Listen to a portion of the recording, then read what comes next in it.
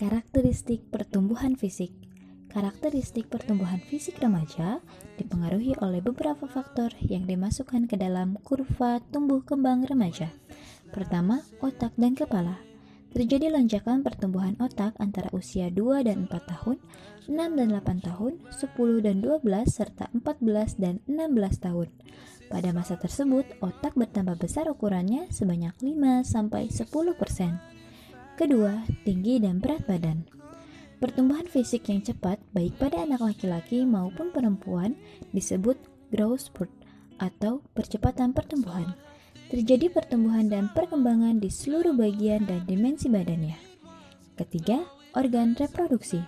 Pertumbuhan organ reproduksi diatur oleh hormon seks, androgen dan estrogen yang menunjukkan peningkatan kegiatan yang tajam pada awal masa remaja. Perubahan fisik remaja, masa pubertas.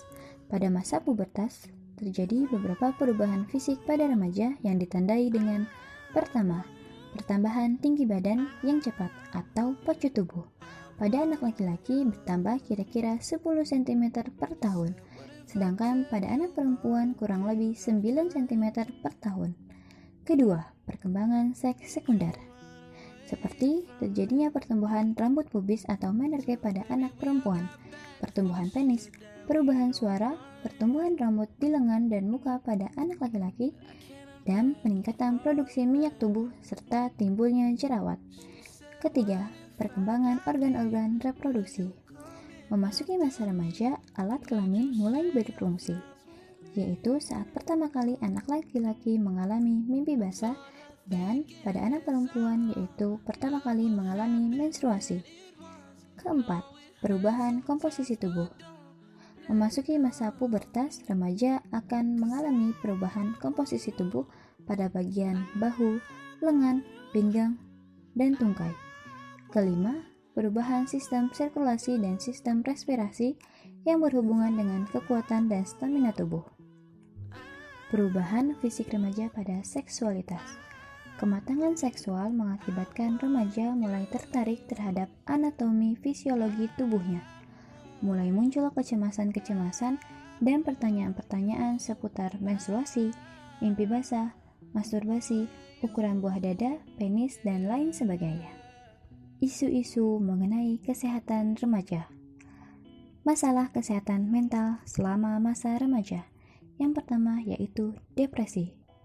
Kesulitan yang seringkali dihadapi remaja menimbulkan berbagai perasaan mulai dari kecemasan, ketakutan, dan putus asa. Perasaan tersebutlah yang akhirnya menjadikan remaja terkena depresi. Kedua, kelainan makan. Remaja wanita mempunyai resiko yang besar untuk menderita anoreksia nervosa dan bulimia. Kelainan yang menyebabkan berhentinya makan dipengaruhi oleh respon abnormal dalam program perkembangan normal remaja. Hal ini karena adanya suatu perkembangan bentuk tubuh, kebingungan menyeluruh dalam identifikasi jenis kelamin, dan fungsi keluarga yang abnormal. Kedua, permasalahan kesehatan reproduksi remaja. Ada banyak kasus kesehatan reproduksi yang terjadi pada masa remaja. Yang pertama yaitu kehamilan remaja. Hamil di usia remaja beresiko menimbulkan robekan di vagina dengan saluran cerna atau saluran kencing dengan vagina. Akibatnya akan menimbulkan infeksi yang berulang-ulang, serta tingginya angka resiko kematian ibu hamil pada usia remaja. Selanjutnya, penyakit menular seks. Ada banyak penyakit menular seks yang seringkali diderita oleh remaja. Ada chlamydia yang terjadi karena infeksi mengancam kemandulan, gonorrea yang disebabkan karena infeksi bakteri, sifilis atau raja singa yang disebabkan oleh kuman Treponema pallidum yang dalam jangka panjang akan mengakibatkan kebutaan, kerusakan otak, serta kelumpuhan. Ada herpes genitalis yang disebabkan oleh virus herpes simplex. Selanjutnya ada human papillomavirus, dan yang sering terjadi dan banyak mengakibatkan korban meninggal dunia yaitu human immunovirus atau HIV yang merupakan infeksi menular seksual yang mematikan dan belum ada obatnya. Penyakit ini dapat berkembang menjadi penyakit AIDS yang menyerang sistem imun tubuh manusia. Karakteristik perkembangan kognitif. Kognitif menurut Chaplin, Mohibinsha 2017 halaman 66 adalah salah satu wilayah atau domain atau ranah psikologis manusia yang meliputi mental yang berhubungan dengan pemahaman, pertimbangan, pengolahan informasi, pemecahan masalah, kesengajaan, dan keyakinan. Salah satu tokoh yang berpengaruh terhadap perkembangan kognitif adalah Jean Piaget. Jean Piaget mengatakan bahwa tahapan-tahapan perkembangan kognitif berupa pertama, tahapan sensori motor terjadi pada umur 0-2 tahun. Tahap ini dikenal dengan intelijensi anak yang didasarkan pada tindakan indrawi terhadap lingkungan di sekitarnya, seperti melihat, meraba, mendengarkan, mencium aroma, dan lain sebagainya. Lalu, ada tahap praoperasional umur 2-7 tahun. Tahap ini, anak akan melibatkan pemikiran yang lebih simbolis, namun tidak melibatkan pikiran operasional. 3. Tahap operasional konkret, umur 7-11 tahun. Anak juga masih menerapkan logika berpikir pada barang yang konkret. Kemampuan terhadap operasional konkret adalah pengklasifikasian atau membagi sesuatu menjadi sub yang berbeda-beda dan pemahaman antar hubungannya. 4. Tahap operasional formal, 11-15 tahun. Pada tahapan ini, anak akan memiliki kemampuan pemikiran secara abstrak, idealis, dan logis, atau biasa kita sebut dengan tahap remaja. Berikutnya adalah karakteristik perkembangan kognitif remaja. Menurut Piaget dalam Sunstroke 2001 dalam Jahja 2012, seorang remaja termotivasi untuk memahami dunia karena perilaku adaptasi secara biologis mereka. Kekuatan pemikiran remaja yang sedang berkembang membuka cakrawala kognitif dan cakrawala sosial baru. Karakter perkembangan kognitif remaja berupa pemikiran mereka semakin abstrak, di mana berpikir lebih abstrak daripada anak-anak lainnya atau anak-anak yang lebih muda. Logis. Remaja mulai berpikir seperti ilmuwan yang menyusun rencana-rencana untuk memecahkan masalah dan menguji secara sistematis pemecahan-pemecahan masalah. Idealis. Remaja sering berpikir tentang apa yang mungkin, mereka berpikir tentang ciri-ciri ideal diri mereka sendiri, orang lain, dan dunia. Lebih mampu menguji pemikiran diri sendiri, pemikiran orang lain, dan apa yang orang lain pikirkan tentang diri mereka, serta cenderung menginterpretasikan, memantau dunia sosial. Lalu, berikutnya ada egosentrisme remaja. Egosentrisme adalah ketidakmauan seseorang untuk melihat dari perspektif atau sudut pandang orang lain pada masa remaja. Egosentrisme remaja terjadi pada usia 12 atau 11 tahun, yaitu pada periode transisi menuju ke dalam tahap operasional formal perkembangan kognitif dari Piaget.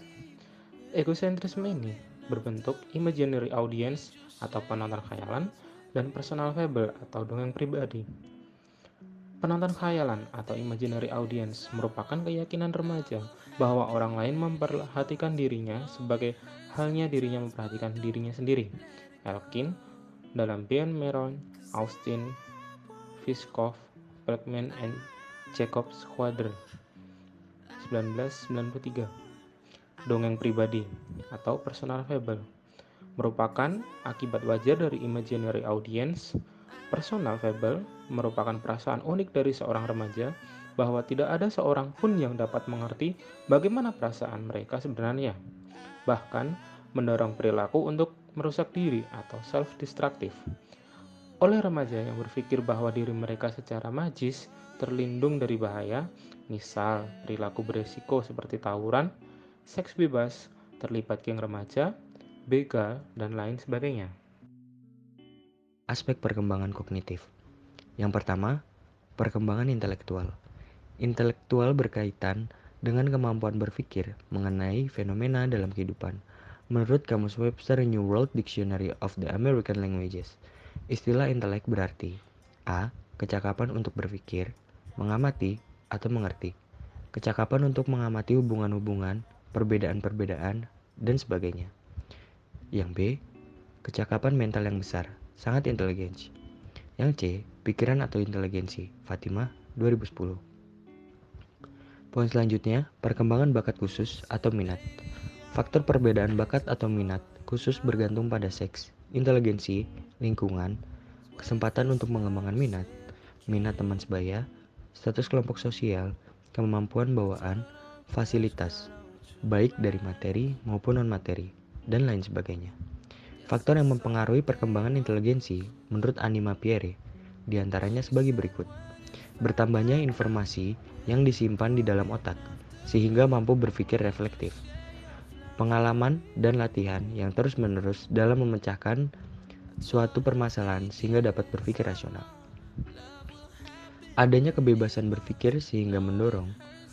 Faktor yang mempengaruhi perkembangan bakat khusus atau minat berasal dari faktor internal dan juga eksternal. Faktor internal yakni dari dalam diri sendiri. Faktor eksternal yakni lingkungan di sekitar anak. Lingkungan dimulai dari lingkungan keluarga, sekolah, dan masyarakat. Perkembangan terhadap laju perkembangan anak. Poin selanjutnya yaitu poin 2.7 membahas tentang implikasi perkembangan fisik dan kognitif peserta didik SMA dalam pendidikan. Yang pertama ada implikasi perkembangan fisik. Remaja mulai berpikir secara kritis, intuitif, sehingga mampu terampil dalam memikirkan hal-hal yang memerlukan penelitian, logika, dan pemahaman yang tinggi. Maka, orientasi pendidikan sekolah menengah atas berfokus pada pemahaman dan juga keterampilan. Yang kedua, implikasi perkembangan kognitif. Ada banyak sekali penjelasan di dalam implikasi perkembangan kognitif.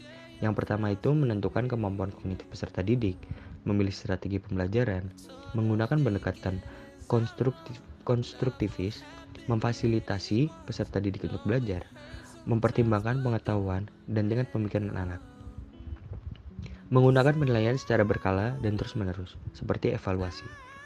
Meningkatkan kemampuan intelektual peserta didik melalui pembelajaran secara alamiah. Menjadikan ruang kelas menjadi ruang eksplorasi dan penemuan bagi peserta didik.